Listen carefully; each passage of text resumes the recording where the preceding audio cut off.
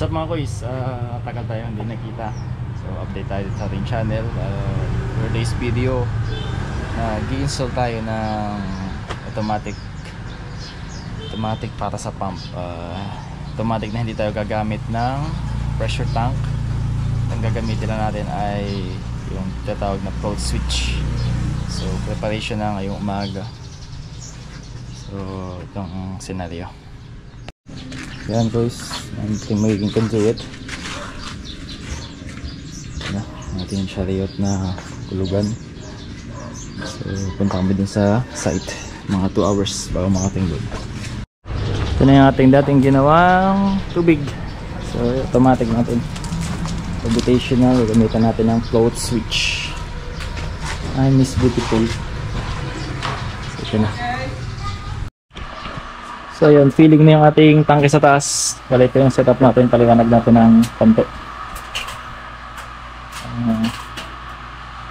RCBO, pinaka-breaker natin, contactor. Ito yung ating float switch. Pinutol natin yung linya ng A2. Pwede itong line 1, jump din sa A1. Tapos line 2, punta sa isang linya ng float switch, tapos yung back niya, yung return niya pula din sa A2. So yan, dito, tapos punta doon, isa punta switch, balik at contact na yung contactor, supply sa motor, luminitot. Dito sa taas, observe natin kung kailan siya magkakat. So yun yung kanyang float.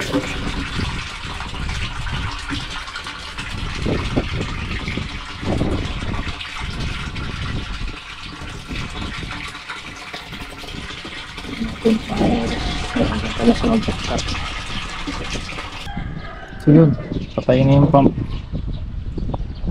Problema niya ay kung sakaling dito siya sumabit, ilumba natin ang kunti yung float. Ito yung pabigat niya, ilumba pa natin. Ayan, ganyan siya mga boys. Off siya, off. Pag siya ay yung ito, on.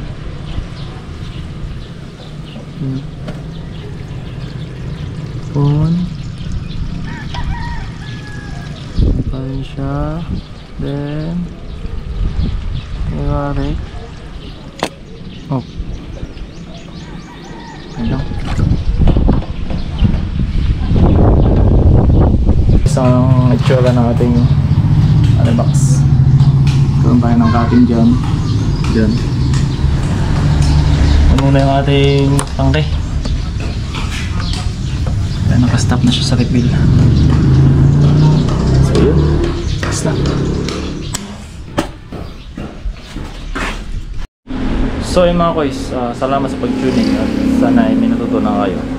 Huwag nyo kalimutan mag-comment kung may mga tanong kayo at subscribe nyo yung channel na ito at sana marami pa akong may bahagi in the future sa inyo kasi until now hindi pa tayo monetize. It's been 3 years since nung first upload ko ng video. So tulungan ko kayo para nang sa ganun ay palipas tayo makinabang sa channel na to. Thank you.